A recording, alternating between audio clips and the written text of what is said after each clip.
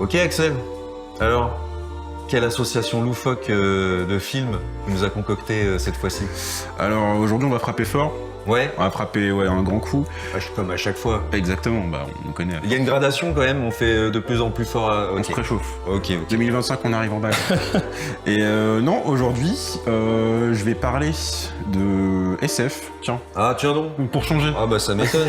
Non, je vais parler des sorties de Starship Troopers Ouais, et de Gattaca. Ouais. Bienvenue à Gattaca En français. ouais. Et toi du coup? moi je vais parler d'un film qui a quand même bien fonctionné, j'ai l'impression, qui a eu un bon bouche à oreille en tout cas, et pas mal de récompenses en début d'année, c'est The Brutalist de Brady Corbett.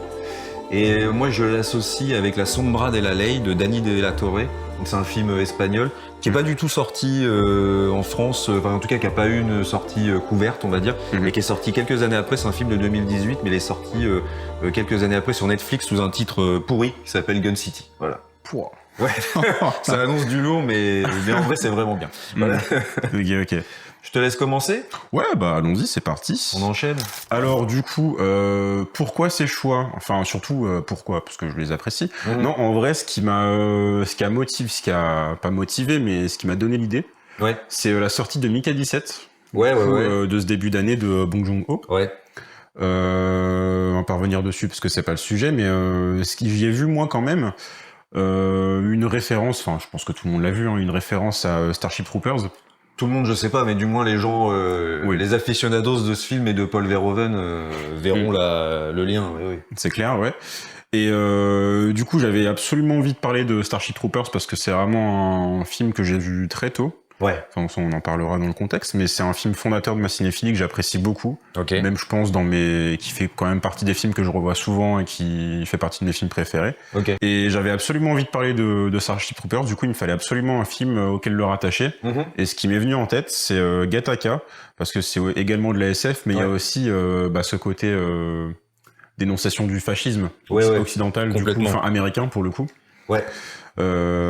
Fascisme fasciste voire nazi, du Mhm. coup. Mais du coup, ça, pour une fois, ça n'a rien à voir. C'est pas du tout l'année de sortie, parce que par hasard, les deux films sont sortis en 97. Ouais. Et non, je vais faire un pitch Ouais. rapide des deux films déjà pour mettre en contexte. Ouais. Du coup, Starship Troopers, pour les gens qui connaissent pas, c'est un film, c'est dans un futur plus ou moins proche, quoi. Ça prend place à LA. Ok, ouais. Non, Buenos Aires. Buenos Aires, ouais. Buenos Aires. Et en gros, ça raconte l'affrontement entre les forces armées terriennes Oui. contre une espèce extraterrestre qu'ils appellent les arachnides. Les arachnides. Ouais, en français. Ouais. Voilà, qui viennent de la planète Klendatu. Ah oui. Du coup, C'est vrai. et ça parle en gros de cet affrontement. Et du coup, Gattaca, c'est en gros un futur plus ou moins proche, où en gros, la reproduction humaine Ouais. est artificielle. Oui. En gros, on chope les ADN avec de meilleure qualité, quoi, Ouais. pour que la reproduction soit faite in vitro, quoi. Ouais. Et également, c'est une classification. Oui. Les humains sont classifiés et leur accès à certains postes, du coup, sont conditionnés par ça. Ouais. Et c'est tout un peu le point de départ du personnage principal, quoi. Ouais, exactement, ouais. Et voilà, du coup, je peux passer sur ce qui m'a mené. Voilà. Mais du coup, oui, c'est vrai, le rapport avec Mika 17, du coup. Oui. C'est que, on va pas pitcher Mika 17 parce que c'est pas le sujet, quoi. Mais il y a le côté colonisateur. Ouais. Du coup, on arrive sur notre planète parce que oui, c'est un Starship Troopers, c'est un pur film de SF, Ouais. mais qui a quand même un très fort message derrière avec C'est clair. beaucoup de second degré, pour le coup. Paul Verhoeven oblige. Polo, ouais. c'est clair. Et d'ailleurs, ce qui a fait que le film a été très mal reçu. Oui, sa c'est un sortie. échec retentissant, je pense. Parce qu'il a coûté très cher, il a coûté 100 millions, Oui. 100 millions à produire. Oui, c'est ça. Pour l'époque, c'est assez énorme. Ah bah on est dans l'économie du blockbuster, quoi. Ah ouais, complètement. Ouais. Après, faut dire peut-être aussi que Paul Verhoeven, à l'époque, il sortait de Basic Instinct, il avait eu Robocop avant, Total Recall. Genre, c'est quand même quelqu'un de, même si c'est un réalisateur hollandais, hein, c'est quelqu'un. Il a fait ses armes, ses preuves. Ah ouais, complètement. C'est vraiment pour Hollywood un artisan, un artiste qui compte. Ouais. Ouais. Bah d'ailleurs c'est marrant parce que moi je l'ai découvert assez jeune. Une fois encore grâce à mon père. Ouais. Le padré. Les chiens font pas des chats. C'est ça exactement. Je l'ai découvert assez jeune et moi pour le coup j'avais pas le recul nécessaire mais je l'ai pris pour un film grand spectacle quoi, sans m'intéresser au sous-texte quoi. Parce que c'est faut le dire aussi, c'est un film très spectaculaire et qui en tant que au niveau du premier degré fonctionne parfaitement quoi. C'est du pur divertissement. Plusieurs couches de lecture bien sûr. Complètement. Genre même les gens qui n'ont pas envie de se prendre la tête entre gros guillemets quoi. Ils peuvent y trouver leur compte. La fameuse expression moi j'ai envie de regarder un film en posant mon cerveau. Exactement. Ils peuvent y prendre du plaisir. Complètement. Starship, c'est sûr. Même si c'est très dommage pour le coup parce que le message derrière est quand même fort de sens. On passe à côté de quelque chose. C'est pour ça d'ailleurs que j'émets quelques réserves sur Mickey 17. C'est parce que l'ambition qu'il avait, ça avait été fait dans Starship Troopers et beaucoup mieux à mon goût quand même quoi. Comme encore une fois, c'est pas un podcast sur Mickey 17. Non. Mais je suis d'accord avec toi, mais c'est vrai que si on peut faire une aparté, Mickey 17, ça a l'air d'être plutôt un bide, hein. Ça fonctionne pas autant que ce qu'on aurait pu imaginer venant de Bong Joon-ho après post-Parasite, quoi, on va dire. Ouais. Pourtant lui aussi, il sort de gros succès. Ah bien sûr, ouais. Mais en même temps, ce qui est intéressant avec Mickey 17, qui reconnecte avec les films dont tu vas parler, c'est que c'est quand même un blockbuster, on va dire, qui a vraiment un fond, quoi, qui a vraiment un message, un message pour le coup, en tout cas une forme de point de vue. Il y a un point de vue vraiment ça dénonce, intéressant. Ça dénonce. Ça jette un pavé dans la mare. Quoi. Exactement. Oui, c'est vrai. Ouais. Mais du coup, dans Starship Troopers, les sujets qui sont évoqués, c'est notamment l'État fascisant et notamment l'embrigadement. Par la propagande. Du coup, que ce soit par les médias, surtout par les forces armées pour le coup. Dans Starship d'ailleurs, et ça rejoint aussi un petit peu le reste de la filmographie de Paul Verhoeven. Ce truc des médias, c'est quelque chose qu'on retrouve dès Robocop, je pense. Hein. Complètement. J'essaye de reconnecter un peu mes souvenirs sur sa filmo, mais en tout cas, je sais que c'était via l'insécurité pour le coup. Oui, voilà. C'est vrai que c'est une autre thématique, mais par contre, l'image des médias et l'influence, c'est quelque chose qui le travaille et qui traverse son œuvre. Ça va même plus loin, moi je pense dans d'autres films, même après Starship, je pense où il a vraiment ça devient presque après un truc personnel aussi de réputation, quoi. En tout cas l'image médiatique, c'est quelque chose d'important. Ouais, c'est clair, c'est vrai que c'est assez obsessionnel chez lui, l'aspect contrôle de la population par la trouvaille d'un ennemi commun. C'est ça, bien que sûr. Ce soit une race alien dans Starship ou les malfrats dans Robocop, exactement, complètement, et du coup donc il y a déjà cet aspect du coup de propagande, d'embrigadement, mais du coup aussi forcément il y a les luttes sociales qui rentrent en compte, parce que il y a aussi une classification dans Starship, c'est que t'as d'un côté les gens à fort QI avec de grandes études qui sont enrôlés dans des rôles plus sécuritaires comme le pilotage et du coup les corps prolétaires qui sont dans le besoin quoi, qui n'ont entre guillemets pas d'autre choix que de s'engager dans l'infanterie mobile et qui du coup seront ceux qui seront envoyés en première ligne pour combattre les aliens, mais qui du coup seront les plus exposés à la mort et aux souffrances quoi. Donc ça c'est un gros thème. Et du coup, il y a aussi le thème de la colonisation, parce que c'est vrai qu'il s'attaque à cette planète qui est habitée par les arachnides, sauf que c'est pas une espèce...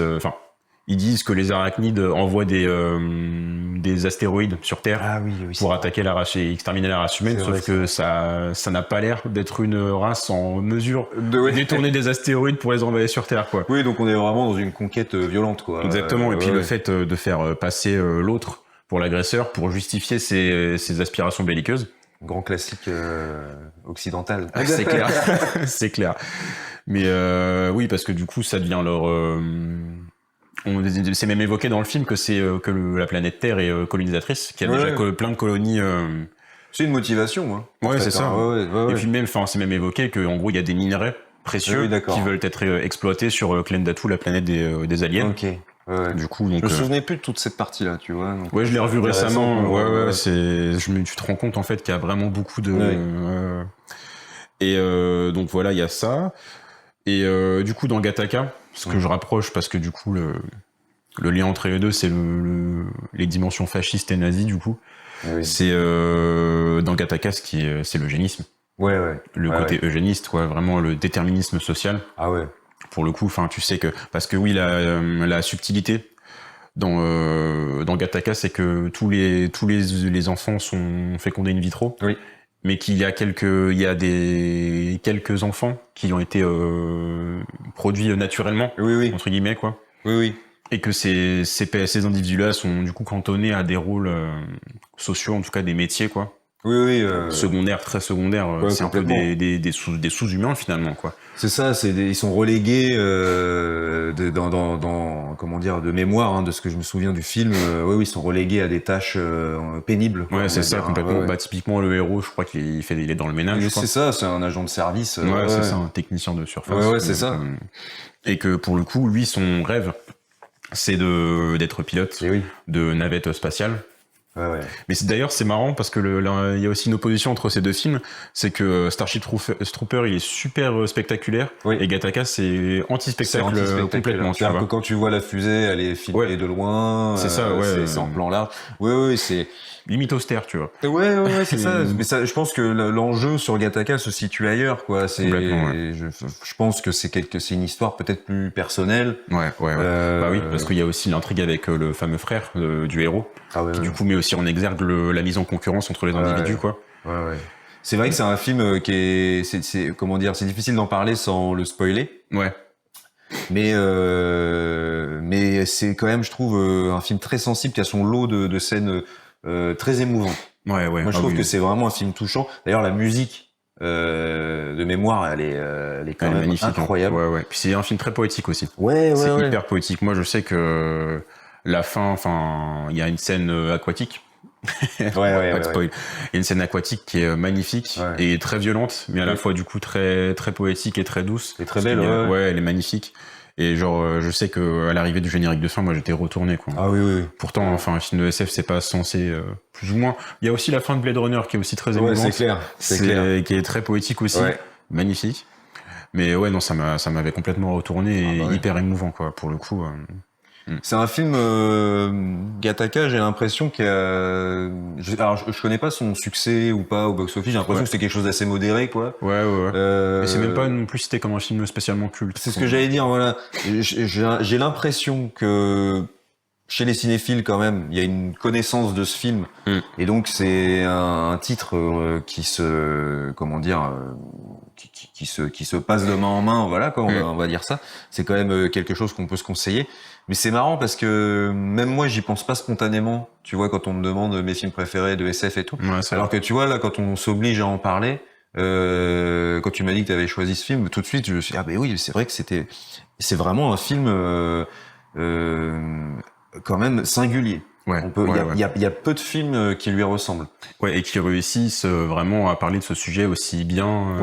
Et c'est superbement écrit parce que justement, pour faire un film de SF aussi peu spectaculaire, mais qui soit quand même impactant et qu'il y a quand même du plaisir à le regarder. Il est pas dégueu, le film et tout. Non, clairement. Pour le coup, c'est qu'il faut vraiment faut vraiment une écriture très complexe, très équilibrée, et c'est à la fois très classique aussi. Oui. C'est pas grandiloquent, quoi. Non, c'est un film efficace. Ouais, complètement. Franchement, c'est un film efficace. Et porté, vraiment, je trouve, par, il y a un souffle quand même, parce que, effectivement, la musique, le casting.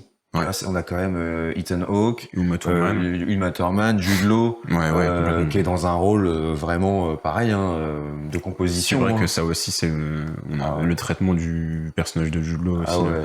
Regardez-le. Ouais, clairement. Regardez-le. Gattaca, voilà, c'est pas un film méconnu, encore une fois. Mais c'est vrai que c'est pas non plus, je pense, la première référence qui sort. Il est très peu cité. Il est très peu cité, voilà. Enfin, en tout cas, pas assez par rapport à ce qu'il vaut vraiment. Ouais. Ça, c'est clair. C'est clair, ouais. Je suis complètement d'accord. Cela dit, je disais, c'est un film complètement singulier. Starship aussi, hein. Starship Ouais, c'est Troopers, clair. c'est quand même. C'est un Même ovni. si peut-être que lui, dans ses codes, il emprunte aussi peut-être des choses de films qui se moquaient déjà de la propagande ou de la guerre, les guerres que nous avons connues de notre enfin des guerres contemporaines, on va dire. Ouais. Donc lui réemprunte peut-être des codes qu'on connaît mieux, mais même si c'est d'une façon détournée. Ouais. Là où Gattaca, c'est vrai que la surprise vient de peut-être cet aspect d'abord classique, académique, assez sobre, Ouais. même dans sa DA. Complètement. Et on s'attend pas forcément à une émotion aussi torrentielle, on va C'est dire. vrai, ouais. Très bien Pour dit. le dire comme ça. Ouais, carrément. Est-ce qu'on passe Ouais, je pense qu'on a fait le tour. à mes films? On peut passer à tes films, ouais. Enfin, mes films. Pas les miens, mais Tes œuvres. voilà, c'est celle que j'ai choisie en tout cas. Donc oui, moi, The Brutalist et donc La Sombra della Ley. Pourquoi j'ai choisi ces deux films Moi, je trouve que c'est intéressant d'en parler par rapport au fait que déjà, c'est des films d'époque. Donc, quand même, tout de suite, quand on dit film d'époque, on pense quand même à une certaine logistique. Il y a une ambition tout de suite qui s'en dégage dans la DA, dans l'artisanat, voilà. La reconstitution. Constitution, décor, costumes, etc. Ouais. Ça nécessite beaucoup de travail et de préparation. Quand même. Complètement. On peut penser à Barry Lyndon déjà d'emblée. Voilà, c'est colossal. Ouais. C'est vraiment des projets vertigineux. Ah bah là, complètement. Et du coup, c'est vrai que The Brutalist, là, en début d'année, a beaucoup marqué les esprits, déjà par ses qualités. Voilà, moi, c'est pas un film que j'ai adoré, mais par contre, il a des qualités indéniables, ça c'est sûr. Et surtout parce que il coûte 10 millions de dollars. Petit. Donc c'est voilà, c'est rien du tout par rapport à l'ambition du projet, quoi. Et en fait, La Sombra della Ley, du coup, c'est un film qui a coûté moitié moins, il a coûté 5 millions. Donc film espagnol, hein, je le répète, du coup, de Dani de la Torre. Et donc, je vais les pitcher rapidement, comme ça, on sait de quoi on parle. The Brutalist, c'est l'histoire de Laszlo Toth, donc c'est un exilé hongrois qui a fui en fait l'Europe après avoir vécu les camps de concentration, et donc il arrive à New York en 1943, si je me trompe pas. Donc le film se passe en grande partie à New York, puis à Philadelphie, et il s'étend sur pas mal d'années comme ça. Et donc ça va être l'histoire de cet architecte qui va refaire sa vie, qui va comment dire essayer de faire venir sa femme d'Europe, etc. Et qui va du coup poser les bases de son mouvement architectural, le brutalisme. La Sombra della Ley, c'est une histoire qui se passe en 1921 à Barcelone. Et en gros, c'est un polar un petit peu. Hein, on est vraiment dans un film comme ça de gangster, de politique et tout, où en fait il y a comment dire, il y a plusieurs personnages, mais le personnage principal, lui, c'est un flic qui arrive donc à Barcelone pour enquêter sur un vol d'armes et de munitions. Il y a un train qui s'est fait braquer en gros, et lui doit gérer ça. Sachant que en même temps il y a des crises politiques, il y a des usines qui font grève, etc. Quoi. Donc c'est vraiment, on est quand même dans ce genre de film un peu choral. Et puis les deux du coup sont des films post-guerre entre guillemets. Ouais, voilà, c'est ça. Ouais. Si c'est en 21 à Barcelone, 21, c'est juste après 43. Donc du coup forcément il y a aussi un aspect comme ça où tout reste à faire, tout reste à reconstruire. Exactement. Complètement. Ouais. Et en fait, moi, j'ai bien voulu rapprocher ces deux films parce que c'est deux façons, je trouve, de budgéter un film qui sont hyper intéressantes, hyper ambitieuses, audacieuses, parce qu'en fait, avec un budget comme ça, c'est quand même très compliqué de se lancer sur ce genre de projet. Et surtout, moi, ce qui m'intéresse, c'est déjà de les comparer à des films qui coûtent beaucoup plus cher, mais qui n'arrivent pas à la cheville de ce que ces deux-là arrivent à faire. Ouais. Donc pour rappel, 5 millions pour La Sombra della Ley et 10 millions pour The Brutalist.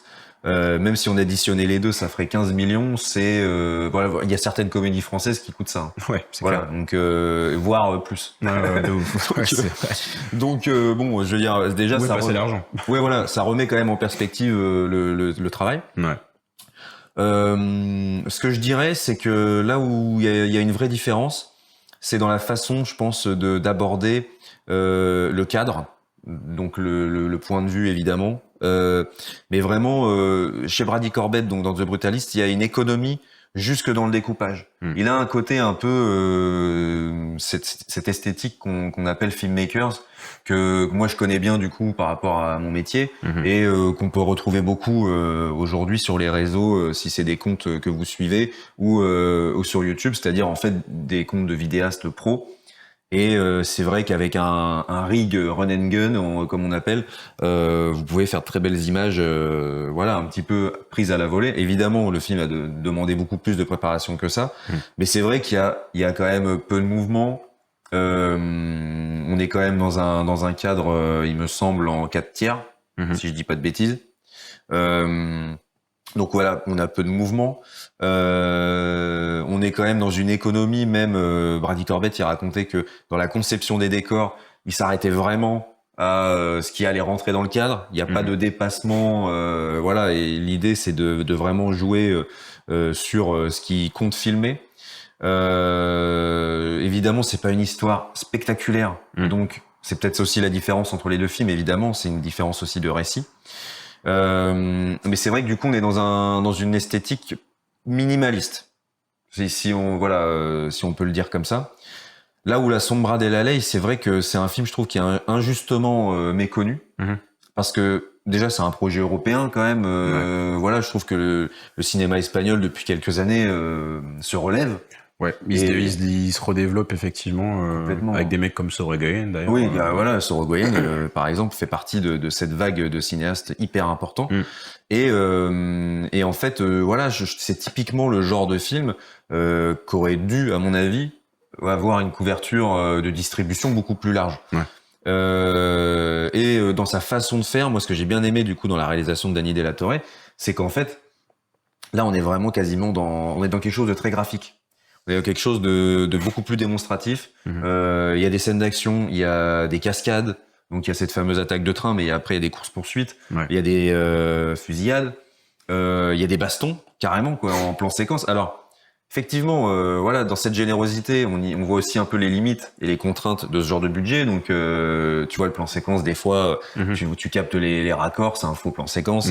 Il y a des choses comme ça. Tu parlais de CGI aussi qui était pas très... Il y a quelques CGI, voilà. En fait, l'idée, c'est que le film, vu que ça se passe en 1921, ils ont quand même dû être limités, j'imagine, pour les reconstitutions. Et donc, il y a pas mal d'édifices et tout, souvent en arrière-plan qui... Oui, ça se voit un peu à l'écran. Ça se voit un petit peu, voilà. Mais franchement, je pense que nous, on est un public un petit peu averti. Voilà, on fait attention à ce genre de choses. Je pense pas que le grand public, ça l'aurait choqué. Très honnêtement. J'ai vu plein de films français à peu près de la même époque qui avaient les incrustes CGI beaucoup moins, beaucoup plus voyantes. Donc, surtout que là, en plus, il se débrouille assez bien en mettant dans des zones d'ombre, tout ça. Ah, complètement. Il y a un jeu de contraste et tout. En tout cas, dans les scènes un peu plus intimistes et tout, les trucs dans les cabarets, tout ça. Mais même, je veux dire, il y a un truc qui est vraiment choquant. Et c'est là aussi la grosse différence avec le minimalisme de la réal de Brady Corbett. C'est que là, dans La Sombra dell'Alley, vous allez avoir aussi des plans larges en pleine journée avec de la figuration, un nombre de figurants quand même à l'écran qui est impressionnant. Les scènes, je te parlais des scènes de grève à l'usine, parce qu'il y a un mouvement anarchiste qui se met en marche, etc. Il y a énormément de monde à l'écran. Le nombre de bagnoles, tu vois, il y a beaucoup de vieilles voitures et tout. Donc tout est quand même pensé pour l'immersion dans cette époque-là. Donc il y a un gros travail de mise en place, de synchronisation. Ah, complètement. Et puis de penser la chose pour qu'on puisse y croire en fait à ce Barcelone de 1921. Là où c'est vrai que The Brutalist, et j'ai envie de dire voilà, encore une fois, moi c'est pas un film que j'ai adoré, même si il a des qualités que je suis obligé de lui reconnaître. Et il y a vraiment des passages que j'ai aimés par ailleurs. Mais c'est vrai que bon, ça joue un peu plus petit bras quand même à ce niveau-là. Il y a un côté dans The Brutalist où on se dit bon, il y a quand même, on aimerait parfois en voir un peu plus quoi. Moi je trouve quoi. Mais c'est peut-être moi qui suis trop gourmand. Voilà, je sais pas. En tout cas, toujours est-il que c'est deux façons d'appréhender le cinéma d'époque, Ouais. avec un budget quand même, Moindre, ouais. voilà, tout sauf confortable, qui donne envie, je trouve, dans les deux cas, d'y croire et c'est des films à voir et à revoir. Et encore une fois, j'insiste un peu plus pour La Sombra della Ley parce que lui n'a pas du tout c'est la couverture d'un film comme The Brutalist. Bah parce que j'ai l'impression qu'il était plus pensé comme un film à Oscar, quoi. The Brutalist. Ouais, oui, c'est plus centré sur la performance de. Oui, de Adrien Brody, Adrien Brody, bien ouais. sûr. Ouais. non, mais c'est sûr qu'il y a aussi ce truc où The Brutalist tout de suite est pensé, je pense, comme un vaisseau à Oscar, en tout cas, récompense. Bah ça a été vraiment sur ça qu'a été faite la com, que le mec a appris le hongrois, tout ça. Bah ouais. Qu'ils ont mis de l'IA dans la voix et tout pour améliorer l'accent, tous ces trucs-là. Ouais. Non, c'est sûr. Et puis c'est un terrain d'expérimentation du coup, donc c'est intéressant. Ouais. Mais si je trouve ça intéressant de conseiller ces deux films parce qu'il faut les voir. Mais c'est vrai que La Sombra della Ley, je mettrais un petit plus parce que c'est vraiment, je trouve, c'est un cinéma qu'on voit pas assez, quoi. Ouais. C'est vraiment un cinéma qu'on voit pas assez et que je pense nous fait kiffer, mais ferait kiffer beaucoup de gens parce qu'on est vraiment dans une fresque. Moi je pense qu'on manque un peu de ce type de film même en France aujourd'hui, quoi. C'est clair, ouais. Donc voilà, La Sombra della Ley, vous le trouverez pas sous ce titre du coup en France. Ouais, Mais ouais. Je sais pas s'il est encore sur Netflix sous le titre de Gun City, mais moi c'est un film que je vous conseille fortement. Est-ce qu'on a tout dit? On n'aura jamais tout dit. On n'aura jamais tout dit. Mais j'espère en tout cas que c'est des films qui vous parleront. Parce que nous, en tout cas, ça nous parle. Ça nous parle et je pense qu'ils nous parleront encore longtemps. Ouais, je pense, ouais. On file les revoir de ce pas. C'est clair. On vous dit à la prochaine pour d'autres associations cheloues. Ouais, voilà. Pour pas changer. Voilà. Et puis on espère que si les gens se font violence entre guillemets pour voir les films, on attend leur retour. J'espère qu'ils vont adorer déjà. Ouais, c'est clair. Parce que ce serait bête quand même qu'on fasse des recos empoisonnés, quoi. Oui, c'est ça. Le but de ce format, c'est aussi de faire des recommandations. Donc n'hésitez pas à nous dire ce que vous en pensez. Si ça vous intéresse, même nous, ça peut nous influencer sur nos choix. Grave. Si vous nous dites par exemple que ce type de film un peu méconnu comme La Sombra della Ley, ça vous intéresse. Ouais. On peut essayer de creuser encore dans ces directions. On en a plein, hein. Ouais, on en a plein la besace. C'est clair. Même s'ils trouvent que nos analyses sont flinguées, ils peuvent aussi nous le dire. Oui. Contentez-vous de pitcher les films, les analyses gardées pour vous. On est ouvert au débat. Bien sûr, toujours. Bon, on vous dit à la prochaine. Et puis d'ici là, portez-vous bien. Ciao. Ciao.